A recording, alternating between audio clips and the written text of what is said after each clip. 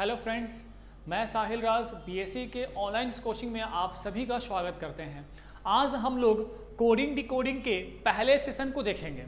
Coding decoding ये बहुत ही हमारे जनरल प्रिपरेशंस एग्जाम्स के पॉइंट ऑफ व्यू से बहुत इंपॉर्टेंट है। चाहे हम बात करें एसएससी की बात करें या बात करें रेलवे की बात करें या हम लोग बात करें बैंकिंग का। तो सबसे पहले हम लोग फोकस करते हैं कोडिंग और डिकोडिंग में। कोडिंग क्या है और डिकोडिंग क्या, ये दो अलग अलग चीज़ें हैं और इन दोनों के बारे में जानते हैं पहले कि ये है क्या। और ध्यान देना, मैंने जैसे ही नाम रखा कि ये जो सेक्शन है या जो चैप्टर है हमारा है वह एसएससी, रेलवे और बैंक, इन सभी के लिए इंपॉर्टेंस है। तो मतलब हमारे जो फोकस होने वाले हैं इन सभी पे, इसके अलावा भी जो एग्जाम्स होते हैं वो क्वेश्चंस रहते हैं। कोडिंग एक ऐसा सेक्शन है जो कोई भी एग्जाम्स हो उसमें तो कम से कम ये रहता है। बात समझ आई? तो हम लोग सबसे पहले समझते हैं कोडिंग के बारे में। ध्यान दो, कोडिंग, ये कोडिंग क्या है? तो कोडिंग क्या है? आपको पता है कि कोई भी एक लैंग्वेज या वर्ड जिसको पढ़ने पे हमको जानकारी मिलती है उसका कोई हिंदी सेंस निकलता है। अगर वो वर्ड है उसको एक खास भाषा में लिखा गया, करेक्ट है, उसको क्या किया गया जी? खास भाषा में लिखा गया, वह कोडिंग कहलाता है। एग्जाम्पल के तौर पे हम समझ लेते हैं, अगर जैसे एग्जाम्पल में मान लिख देते हैं हम, ये हमारा मैंगो है, ठीक है। अब ये मैंगो है, इसको पढ़ने पर हमको एक अर्थ निकला। अब इसका कोड मान लीजिए कि आपका दे दे, इसका कोड दे दे क्या जी? NZMTL, NZMTL। तो एक चीज देखो कि हमारा जो मैंगो है यह तो मीनिंगफुल है, जिसको पढ़ने पे हमको एक हिंदी का अर्थ निकल रहा है, लेकिन इसका कोड दिया गया है NZMTL, जो एक खास भाषा है। इसको कह सकते हैं कि खास भाषा है, बट इसको पढ़ने पर कहीं से भी कोई भी इसका अर्थ नहीं निकलेगा। मीन्स यह जो एक मीनिंगफुल वर्ड, ध्यान समझा, कोडिंग को क्या कह सकते हैं कि एक मीनिंगफुल वर्ड को खास भाषा में लिखा गया, वह प्रक्रिया क्या होती है? कोडिंग होती है। वह प्रक्रिया क्या होती है? कोडिंग होती है। डिकोडिंग जस्ट इसका वाइस वर्सा अपोजिट होता है। वाइस वर्सा मतलब कि जस्ट इसका अपोजिट होने का मतलब अभी बात समझ में आ जाएगी। डिकोडिंग का सेंस होता है कि एक खास भाषा, डिकोडिंग का सेंस क्या होता है? एक खास भाषा को मीनिंगफुल में लिखा गया, वह डिकोडिंग कहलाता है। जैसे डिकोडिंग, अब डिकोडिंग हो गया तो खास भाषा, मान लो कि एक वर्ड है साहिल है, ठीक है, इसका दे दिया HZSRO, ठीक है। अब एक चीज देखो, ध्यान देना कि ये जो हमारा HZSRO है यह डिकोडिंग दिया गया है, ठीक है, और इसको लिखा गया साहिल के रूप में, SAHIL, साहिल के रूप में। तो इसको पढ़ने पे हमको जानकारी मिल रही है यह किसी ना किसी का तो नाम तो है, ठीक है। तो यह कोड है और यह क्या है? नाम है। तो किसी खास भाषा को अर्थपूर्ण में लिखने की, मीनिंगफुल में लिखने की प्रक्रिया क्या होती है? डिकोडिंग होती है। ये बात तो जानकारी मिल गई, कोडिंग क्या है, डिकोडिंग क्या है। बहुत ही मजेदार चैप्टर है और इसको हम लोग पढ़ेंगे बेसिक तरीके से, धीरे धीरे क्वेश्चंस के लेवल बढ़ेंगे और हम लोग पीओ लेवल तक की चीज़ों को देखेंगे। करेक्ट है? सेशन आपका पहला है, जुड़े रहिए। और बता रहे हैं कि जानते हैं हम लोग टाइप्स के बारे में कि कोडिंग्स के टाइप्स कितने होते हैं। तो आप अगर चाहते हैं तो लिख सकते हैं types of coding, coding decoding, types of coding decoding आप लिख सकते हैं चाहिए तो। पहला में आता है लेटर कोडिंग। पहला क्या आता है जी? Letter coding. सेकेंड जो आता है वह होता है नंबर कोडिंग। क्या होता है? नंबर कोडिंग होता है। थर्ड जो होता है वो होता है सिंबल कोडिंग होता है। क्या होता है? सिंबल कोडिंग होता है। फोर्थ जो होता है कंडीशनल कोडिंग होता है। फिफ्थ जो होता है coding of letter by their left and right.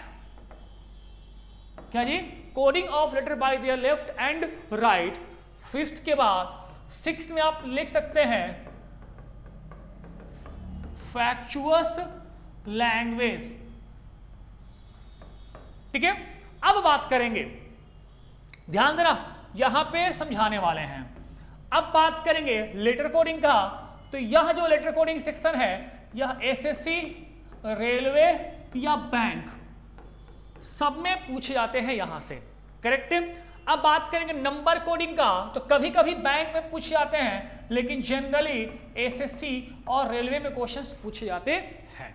बात करेंगे सिंबल्स कोडिंग का, तो बैंक तो ना ही के बराबर है बस एसएससी और रेलवे में। इससे क्या होगा कि आपके माइंड्स ओपन हो जाएगा। पढ़ना तो सब है आपको, नो डाउट पढ़ना सब है, लेकिन फोकस कहां कहां करना है वो चीज आपको समझ में आएगा। पढ़ना सब, जानकारी सबकी रखनी है। कंडीशनल कोडिंग जो है यह टोटली बैंक है, ये पूरा का पूरा क्या है, बैंक है। और बैंक में क्लर्क के मेंस में 5 क्वेश्चंस के साथ पूछे जाते हैं, 1-2 क्वेश्चंस नहीं, कुल 5 क्वेश्चंस के साथ पूछे जाते हैं। तो इस बात को ध्यान देना कि कंडीशनल कोडिंग जो है वह क्लर्क के मेंस में 5 क्वेश्चन के साथ पूछे जाते हैं।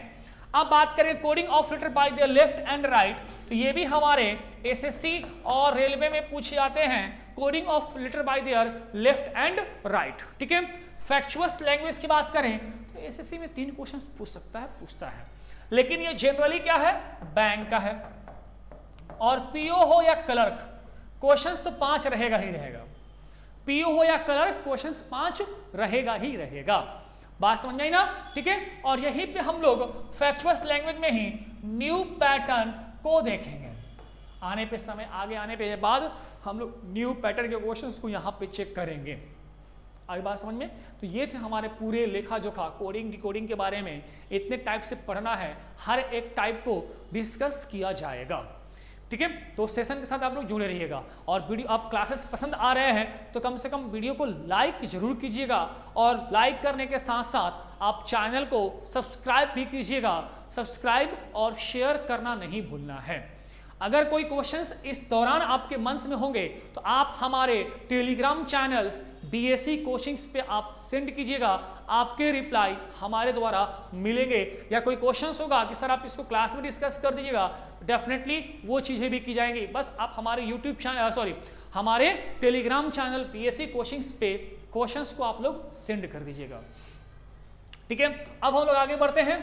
आगे हम लोग पहला पॉइंट देखते हैं लेटर कोडिंग के बारे में। ठीक है, तो ध्यान देना लेटर कोडिंग क्या है। लेटर कोडिंग, चलिए पहला लेटर कोडिंग देखो 4 प्रकार से पूछे जाते हैं। पहला जो होता है वह रिप्लेसमेंट, और रिप्लेसमेंट नहीं, रीअरेंजमेंट लिख लो। पहला लिख लो रीअरेंजमेंट, रीअरेंजमेंट ऑफ लेटर। ठीक है, दूसरा जो होगा वह होगा रिप्लेसमेंट ऑफ लेटर। तीसरा जो होगा वह अपोजिट लेटर। क्या होगा जी? Opposite letter. और चौथा जो हो जाएगा, चौथा आपका पॉइंट्स वो पीछे लिखवा दिया मैंने, codings of letter by the left and right. वो चौथा पॉइंट्स यहाँ पे भी हो सकता है, 3 ही पॉइंट रखो। ठीक है, इतने सारे पॉइंट्स आपको पढ़ने हैं यहाँ पे। किसके अंतर्गत? लेटर कोडिंग के अंतर्गत हमें पढ़ने हैं। सबसे पहले हम डिस्कस करेंगे रीअरेंजमेंट ऑफ लेटर। देखो नाम से क्या जानकारी मिल रही है। रीअरेंजमेंट ऑफ लेटर को नाम से मिलने जानकारी पे, रीअरेंजमेंट का मतलब होता है पुनः व्यवस्थीकरण, ऑफ लेटर किसका जी? लेटर का। तो कभी एग्जाम्स में ऐसे नहीं देगा कि जो क्वेश्चन है वही रीअरेंजमेंट से, ऐसे नहीं देने वाला है, वो डायरेक्ट देगा। लेकिन हमें सेक्शन वाइज पढ़ना है और आपको पढ़ाया जाएगा।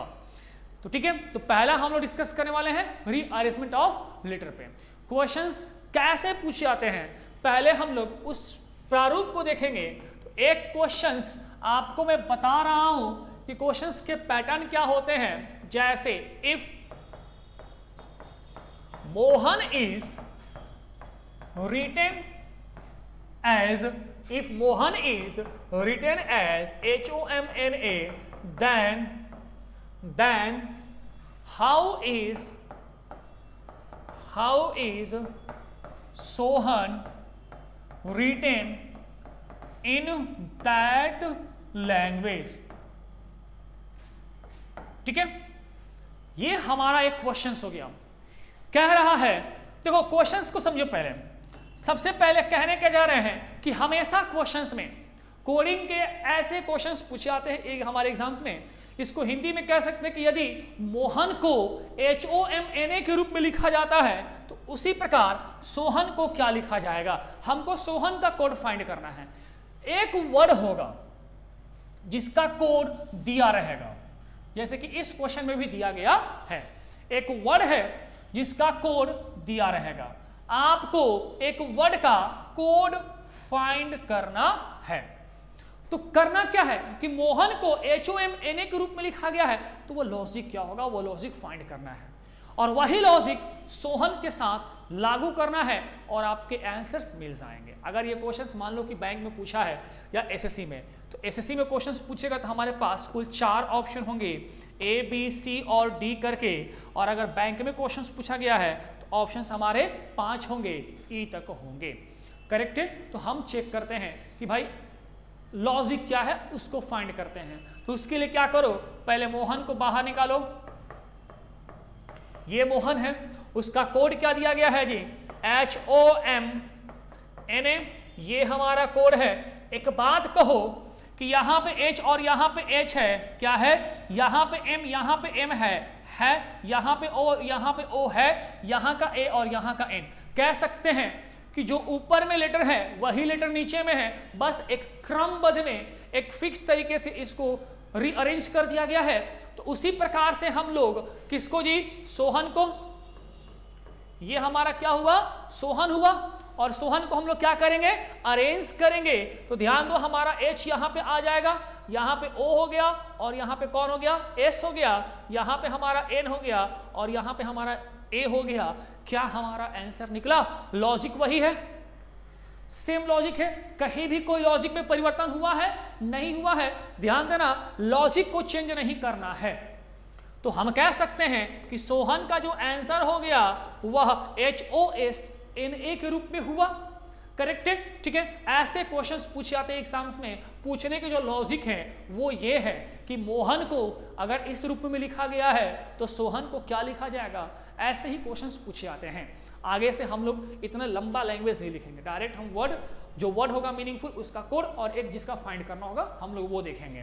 बात को समझ में आ रही है ना, ठीक है। तो जिसको समझ में आया वो क्वेश्चंस को नोट कर सकता है, अदरवाइज हम आगे बढ़ने वाले हैं नेक्स्ट एग्जांपल की ओर। अगला हम लोग एग्जांपल देखते हैं कि अगला एग्जांपल क्या हो सकता है। देखो जी, प्रैक्टिस आपको करना है। जितना ज्यादा प्रैक्टिस करोगे उतनी ज्यादा आप लोग, उतना ज्यादा या उतना तेजी से आप लोग सीखोगे। अगला जैसे कि क्वेश्चन दिया हुआ है रमेश, ठीक है। रमेश का जो कोड है वह मान लो कि दिया गया है MARHSE, ठीक है। तो उसी प्रकार से रमेश का कोड ये दिया गया है, तो उसी प्रकार से हम देख सकते हैं कि मार्श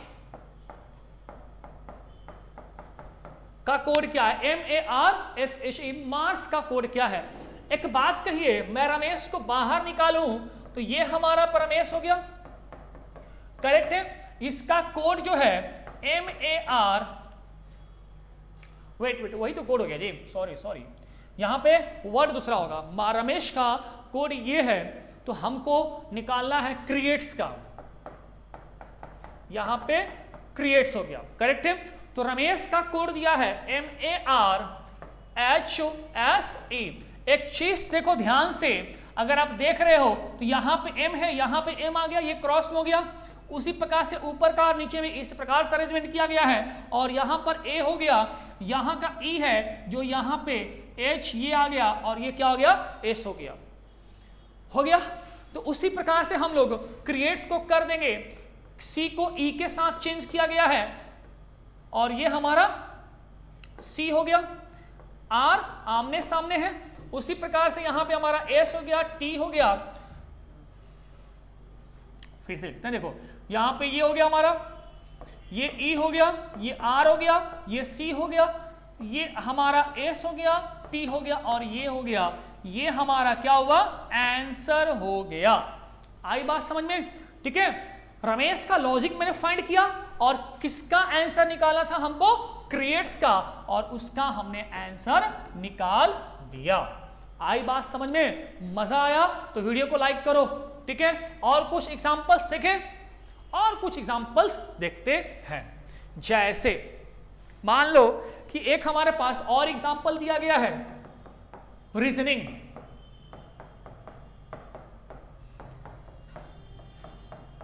ठीक है, रीजनिंग है, इसका कोड दिया गया है GNINOSER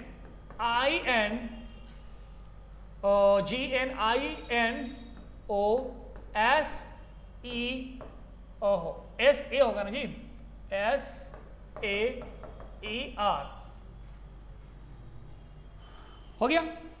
तो उसी प्रकार से ये हो गया, तो उसी प्रकार से आप रामायण का कोड क्या होगा, बहुत सारे बच्चे निकाल लिए होंगे। कुछ नहीं करना है जी, ध्यान से देखो ना, कुछ नहीं करना है। जो रीजनिंग का आखिरी लेटर है कोड के रूप में पहला लेटर हुआ, हो रहा है, बिल्कुल हो रहा है, बिल्कुल क्या हो रहा है जी, हो रहा है। हम कह सकते हैं कि सर वही लॉजिक ही फाइंड हो रहा है, तो अब आंसर निकालने में फिर किस बात की देरी हो रही है आप लोगों को? आंसर निकालो। यहां पे क्या हो गया, n हो गया, उसके बाद क्या होगा, a होगा, फिर क्या होगा जी, y होगा, उसके बाद क्या होगा, a होगा, फिर क्या होगा, m होगा, और उसके बाद a हो गया, और फिर क्या हुआ, r हो गया। ये हमारा क्या हुआ, आंसर हो गया। आई बात समझ में? तो रीअरेंजमेंट में अभी हम लोगों ने जो क्वेश्चंस देखा, समझा, कुछ समझ में आया। अब आप लोग, आपके पास बुक्स होंगे बीएससी के, या कहीं से भी कोई क्वेश्चंस बनाइए उठा करके, एकदम इसको इतना बना जाइए कि आप कभी लाइफ में भूलिएगा ही मत। बात समझ में आई? तो एकदम बना जाओ क्वेश्चंस पे। अगर कोई क्वेश्चंस है जिस पे आपके डाउट्स होते हैं, तो अभी मैंने कहा कि हमारे टेलीग्राम चैनल्स बीएससी कोचिंग्स पे आप पोस्ट कीजिएगा कि साहिल सर आप ये क्वेश्चंस का हमको प्रॉब्लम कर रहा है, आप इसको बता दीजिए क्लास में। चाहे तो मैं आपको यहाँ पे बता सकता हूँ, या आपको सोल्यूशन वहीं चाहिए तो आप वहीं पे भी ले सकते हैं। आप फ्री हैं, काम हमको करना है। बात समझ में आई? तो आप जैसे चाहिए, आप किसी क्वेश्चंस का डाउट है तो आप मैसेज कर सकते हैं, रिप्लाई हम दे देंगे। करेक्ट है? तो मिलते हैं, सॉरी नेक्स्ट क्वेश्चन की ओर मिलते हैं हम लोग। नेक्स्ट क्वेश्चन क्या हो सकता है कि रीअरेंजमेंट के बाद रिप्लेसमेंट ऑफ लेटर। रीअरेंजमेंट के बाद क्या जी, सेकेंड पॉइंट क्या था, रिप्लेसमेंट। रिप्लेसमेंट, अब देखो रिप्लेसमेंट, तो रिप्लेसमेंट से जो क्वेश्चन है वो तीन तरीके से पूछता है। एक बढ़ते क्रम में पूछता है, सेकेंड होता है घटते क्रम में होता है, और थर्ड जो होता है वह बढ़ते और घटते दोनों क्रम में होता है। ये तीन तरीके से प्रश्न पूछे जाते हैं। जैसे क्या, मान लो कि +1 +1 +1 +1 ये प्रक्रिया हुआ, दूसरा हुआ +1 +2 +1 +2 +1 +2 ये बढ़ते गया, तीसरा क्या हुआ +1 +2 +3 +4 +5 बढ़ते गया, चौथा क्या हुआ +6 +5 +4 +3 +2 ये बढ़ते चला गया। ये क्या है समझिएगा। जैसे एक वर्ड है, मान लीजिए साहिल, बार बार मेरा ही नाम आ रहा है ये बोर्ड पे, कोई बात नहीं है, समझने से मतलब है आप लोगों को। शाहिल करेक्ट है। इसका कोड मान लो कि दे दिया गया है,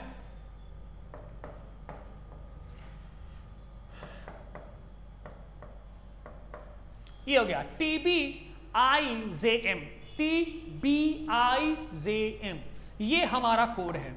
कैसे, तो एक चीज देखो, S का जो वैल्यू होता है वो अल्फाबेटिकली 19 होता है, A का जो वैल्यू होता है वह 1 होता है। ए का वैल्यू कितना होता है? 1 होता है। एच का वैल्यू 8 होता है, आई का वैल्यू 9 होता है और एल का वैल्यू 12 होता है। आप सभी को ए से लेकर जेड तक अल्फाबेटिकल वैल्यू लेफ्ट से राइट और राइट से लेफ्ट याद रखना होगा। साथ ही साथ अपोजिट लेटर भी आपको याद रखना होगा। एकदम याद रखना होगा मीन्स याद करना होगा आप लोगों को, तभी ये क्वेश्चंस आसानी से बन पाएंगे। करेक्ट है? समझ में आई बातें? चलो तो अब हम देखते हैं इस पे। जैसे मान लो कि एस का वैल्यू 19 होता है अल्फाबेटिकली में, ए का वैल्यू 1 होता है, एच का वैल्यू 8 होता है, आई का वैल्यू 9 होता है, एल का वैल्यू 12 होता है, टी का वैल्यू 20 होता है, बी का वैल्यू 2 होता है, आई का वैल्यू 9 होता है, जे का वैल्यू 10 होता है और एम का वैल्यू 13 होता है। एक चीज देखोगे, एस के सामने टी है, 19 के सामने क्या है? 20 है, 1 के सामने बी है और बी का वैल्यू क्या होता है? 2 होता है, ए का वैल्यू 8 होता है और 8 के सामने 9 है, एक बढ़ा 9, 10, 12, 13। कह सकते हैं कि इसके हर एक वैल्यू में +1 +1 +1 +1 +1 ऐड करके कोड दिया गया है। क्या यह लॉजिक को फॉलो किया? हो सकता है यहाँ पे +1 +2 +1 +2 +1 +2 इस लॉजिक को फॉलो करे, या हो सकता है +1 +2 +3 +4 +5 इस लॉजिक को फॉलो करे, या हो सकता है कि +6 +5 +4 +3 +2 इस लॉजिक को फॉलो करे। आई बात समझ में? तो ये चीज़ें इस प्रकार से बनती हैं जो बैंक में ज़्यादातर कभी कभी क्वेश्चंस पूछे जाते हैं। ठीक है, तो हम बढ़ते हैं आगे। बात समझ में आई? क्या है वो चीज़? जब इतनी जानकारी मिल गई तो एक चीज़ समझना कि जितनी सारी प्लस है वो सारे के सारे माइनस में आ सकते हैं, वो सारे के सारे माइनस में हो सकते हैं। क्या? -1 -1 -1 -1 आगे बढ़ सकता है।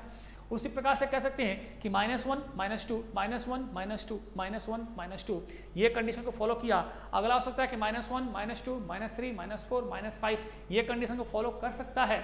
-6 -5 -4 -3 -2 -1 इस रूल को भी फॉलो कर सकता है। और जितने सारे माइनस हुए तो वो सारे के सारे प्लस या माइनस या प्लस हो सकता है। -1 +1 -1 +1 -1 +1 हो सकता है, +1 -2 +1 -2 +1 -2 भी हो सकता है। हो सकता है क्या? -1 +2 -3 +4 -5 +6 भी हो सकता है, या ये भी हो सकता है +1 -5 +4 -3 +2 -1 भी हो सकता है।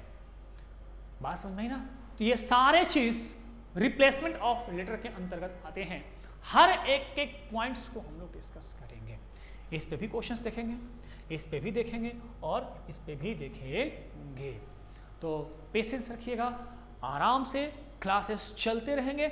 एकदम आपकी जो क्लासेस है बेसिक से स्टार्ट किया जा रहा है और धीरे धीरे वो चीज़ हाई लेवल तक पहुंच जाएंगे। बेहतर है? ठीक है, तो मूव करते हैं हम आज के रिप्लेसमेंट ऑफ लेटर के पहले एग्जांपल्स की ओर।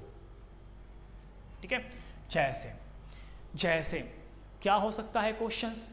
एक क्वेश्चंस हो सकता है क्या, मान लो कि दे दिया एक क्वेश्चंस दे दिया ब्राइट, मान लो क्या है वो word? Bright.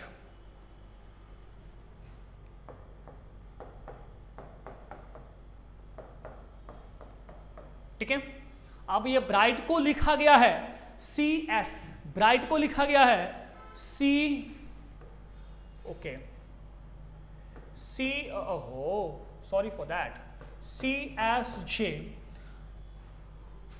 H CSJ HIU CSJ HIU। तो उसी प्रकार से जब ब्राइट का ये कोड हो गया तो उसी प्रकार से आपको निकालना है पंटर का कोड। किसका कोड जी? पंटर का कोड फाइंड करना है। देखो जब ऐसे क्वेश्चंस, मान लो यही क्वेश्चंस रहेगा, एग्जांपल में दिया रहेगा कि if bright is written as CSJHIU then how is punter written in that language या in same pattern follow rules. कुछ भी हो सकता है, क्वेश्चंस ऐसे लंबे होते हैं, उसको मैंने बस केवल ये कर दिया है। अब ब्राइट का कोड क्या है, ये दिया गया है। ब्राइट का कोड ये है। सबसे पहले हम वो लॉजिक फाइंड करते हैं कि भाई ब्राइट का कोड लिखा कैसे गया है। जैसे लिखा गया होगा वैसे हम लोग पंटर के कोड को फाइंड कर देंगे। मुझे उम्मीद है कि बहुत सारे बच्चे इस क्वेश्चंस को बना लिए होंगे, उनको समझ में आ रही होगी। तो देखो ध्यान दो, ब्राइट, ये ब्राइट है, ठीक है। जब ये ब्राइट है तो इसका कोड लिखा गया है CSJHIU। एक बात कहो आप, सबसे पहले जब इतना हो जाए तो बेसिक तरीका से हमको सीखना है, हमको पहले अपने आप को बेसिक स्ट्रॉन्ग करना है। तो वैल्यू लिखते हैं, B का वैल्यू 2 होता है, R का वैल्यू 18 होता है, I का वैल्यू 9 होता है, G का वैल्यू 7 होता है, H का वैल्यू 8 होता है, T का वैल्यू 20 होता है। ये अल्फाबेटिकली वैल्यू है हर एक लेटर का। उसी प्रकार से C का वैल्यू 3 होता है, S का वैल्यू 19 होता है, J का वैल्यू 10 होता है, H का वैल्यू 8 होता है, I का वैल्यू 9 होता है, U का वैल्यू 21 होता है। जब हमने आमने सामने देखा, देखो ऊपर में 2 है, नीचे में 3 है, ऊपर में R 18 है, नीचे में क्या है 19 है, ऊपर में 9 है, नीचे में क्या है 10 है, ऊपर में 7 है और नीचे में क्या है 8 है, ऊपर में 8 है, नीचे में क्या है 9 है, और ऊपर में 20 है और नीचे में क्या है 21 है। देखो ब्राइट का कोड हम लिख रहे हैं, तो कोड तो इसी से कंपेयर करेंगे। तो कोड कैसे लिखा गया हम वो ना फाइंड कर रहे हैं। तो देखा कि जो ब्राइट का हर एक लेटर है उसके लेटर के वैल्यू में +1 करके उसके कोड के रूप में दिया गया है, +1 करके उसके कोड के रूप में दिया गया है। आई बात समझ में? बात क्लियर है? जब मुझे ये पता चला तो क्यों ना हम पंटर में वही काम करें, इसके हर एक लेटर वैल्यू में आमने सामने +1 +1 +1 कर दें। तो P का वैल्यू कितना होता है जी 16 होता है, U का वैल्यू कितना होता है 21 होता है, N का वैल्यू 14 होता है, T का वैल्यू 20 होता है, E का वैल्यू 5 होता है और R का वैल्यू 18 होता है।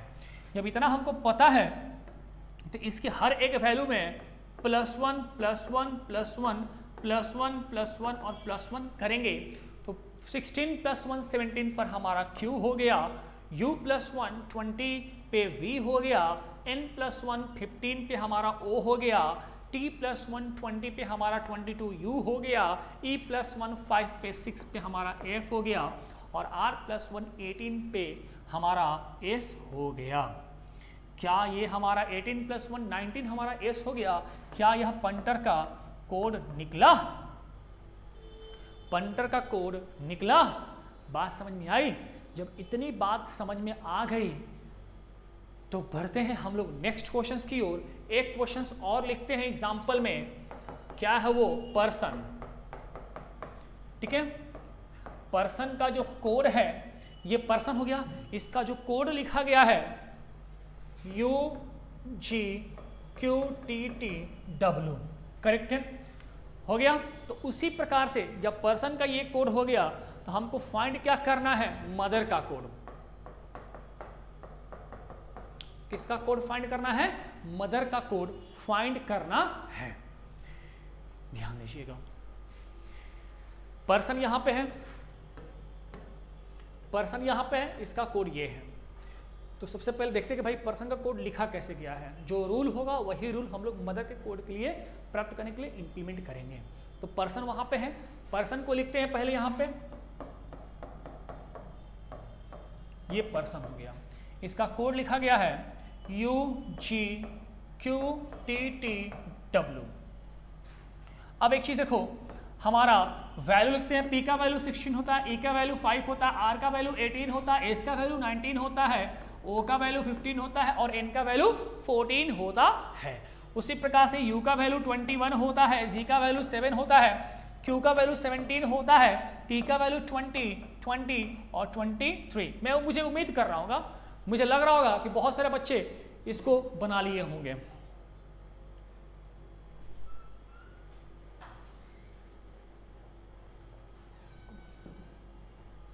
ठीक है, अब देखो, मैं अगर कहूं तो इसका डायरेक्ट लॉजिक लिख सकता हूं, बट सीखना आपको है कि कैसे लॉजिक को पहचानेंगे। अगर अगर हम आमने सामने बढ़ते हैं तो यहाँ पे 16 है, यहाँ पे 21 है, 5 ऐड करेंगे तो होगा, यहाँ पे 5 है, यहाँ पे 7 है, 2 ऐड करेंगे, 18 है, यहाँ पे 17 है, 1 ऐड करेंगे और 1 माइनस होगा, 18 17 1 माइनस होगा, 19 है, 20 है, फिर 1 हुआ। देखो ऐड क्या किया यहाँ पे, +5 +2 -1 +1 ऐड कर रहे हैं। उसी प्रकार से 15 + 1 ये भी 15 + 5 20 हो गया और 14 प्लस आपका यहाँ पे 9 23। जब देखो ऐड करने की प्रक्रिया देखें हम आमने सामने, यही हमारा है, जब ऐड कर रहे हैं आमने सामने तो क्या कोई एग्जैक्ट लॉजिक को फॉलो कर रहा है। तो कोडिंग डिकोडिंग है, कहीं ना कहीं कोई ना कोई तो एग्जैक्ट लॉजिक को फॉलो करेगा, चाहे क्वेश्चन कैसे भी पैटर्न हो, किसी प्रकार से उसका कोडिंग दिया गया हो, लेकिन एग्जैक्ट लॉजिक तो होगा। लॉजिक मिल रहा है, प्लस कर रहा है, फिर एक माइनस कर दिया, फिर बाकी सब प्लस कर रहा है, लेकिन प्लस करने की जो संख्या है वो भी एक समान लॉजिक को फॉलो नहीं कर रहा है। मीन्स आमने सामने कोड नहीं हो रहा है। और जब आमने सामने कोड ना हो तो चेक करते हैं हम लोग क्रॉस पे। किस पे चेक करते हैं, क्रॉस पे चेक करते हैं। तो क्रॉस पे चेक करने का मतलब, अब देखते हैं कि क्रॉस में क्या है। तो ध्यान देना, यहां पे 16 है और यहां पे क्या है 17 है, बढ़ा 1 बढ़ा +1 हुआ। अब देखो यहां पे ई है 5 है और यहां पे क्या है 7 है, 2 बढ़ा। अगला क्या हो सकता है, मन में आ रहा होगा कि सर +1 +2 +1 +2 मैं एक्सेप्ट करता हूं कि आपकी सोच सही है, लेकिन बाबू मेरे 18 + 1 19 और 19 कहीं पे भी हमारे पास नीचे कोई संख्या ऐसा है 19 वाला कोई लेटर है नहीं है। मींस अगला जो +1 सोच रहे थे वो गलत हो गया, आप वहां पे क्या हो गए, गलत हो गए। अगला क्या हो सकता है कि जब अब होगा तो सर +1 +2, अब अगला +3 करके देखिए, हाँ 18 + 3 21 है, यहाँ पे एक्सेप्टेबल है। अगला देखो 20 यहाँ पे +3 हो गया, जब इतना हुआ तो ये +4 करो, 19 + 4 23 और यहाँ पे है W है। इसके बाद +5 करो और +6 करो, 15 में +5 करोगे 20 होगा, O + 5 20t और n में +6 करोगे तो हमारे पास 20 होगा, क्योंकि n का वैल्यू 14 होता है और इसमें 6 ऐड करो तो 20 होगा। मीन्स हम कह सकते हैं कि पर्सन के 3 लेटर को क्रॉस करके उनके वैल्यू में +1 +2 +3 +4 +5 +6 का एडिशन हुआ है। तो हम ये चीज़ मदर में कर सकते हैं। मदर में करने का मतलब, अब देखो क्या हम कर सकते हैं, तो इसको क्रॉस यही कर सकते हैं, हुआ n का वैल्यू 13 होता है, O का वैल्यू 15 होता है, T का वैल्यू 20 होता है, H का वैल्यू 8 होता है, E का वैल्यू 5 होता है, R का वैल्यू 18 होता है। इसके वैल्यू में ऐड करोगे +1 +2 +3 +4 +5 +6, करेक्ट है। 13 + 1 14 पे हमारा n होता है 15 है, 15 + 2 17 और इसके लिए हमको क्या मिलेगा 17 पे जी Q मिलता है। उसी प्रकार से देखो 20 + 3 23 पे हमारा क्या मिलेगा, W मिलेगा, हो गया। यहाँ पे 8 है और +4 करोगे उसके वैल्यू में तो 12 होता है और 12 पे हमारा क्या आता है, L आता है। उसी प्रकार से 5 में 5 को ऐड करोगे 10 होगा, मतलब यहाँ पे क्या हो गया, J हो गया और J के बाद R है 18 + 6 करोगे तो 24 होता है और 24 पे क्या आता है हमारा, X आता है। मीन्स यहाँ पे क्या हो गया, X हो गया। आई बात समझ में, आई बात समझ में, करेक्ट है। तो ये हमारा इसका क्या हुआ, आंसर हुआ। मजा आया? तो मजा आया तो वीडियो को लाइक करो जी, लाइक तो बनता है कम से कम, करेक्ट है, ठीक है। चलो एग्जाम्पल देखा हमने अभी इंक्रीजिंग मोड पे, और भी क्वेश्चंस आप बनाइएगा बुक से, और आगे हम लोग का अगले सेशन में नेगेटिव जो घटते क्रम है उस पे देखेंगे, करेक्ट है, ठीक है। तो हम लोग अगले क्लास में देखेंगे।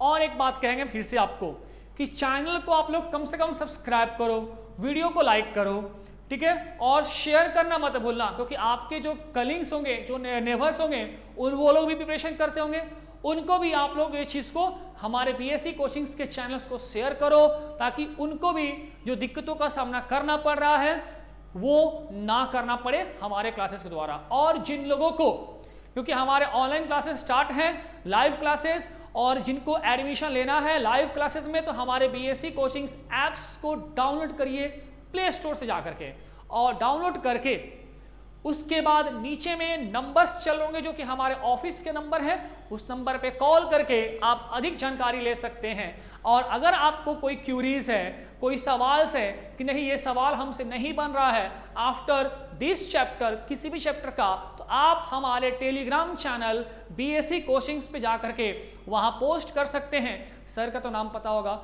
जिनके सर के नाम से आपको किन्हीं का भी पूछना होगा वहाँ मेंशन करिए कि साहिल सर या जो भी एटीसी हैं उनका नाम मेंशन करके सर बता दीजिए, तो आपके हमारे फैकल्टीज द्वारा या मेरे द्वारा आपके जो प्रश्न होंगे उनका रिप्लाई मिलेगा। मिलते हैं अगले क्लास में। Till have a nice day.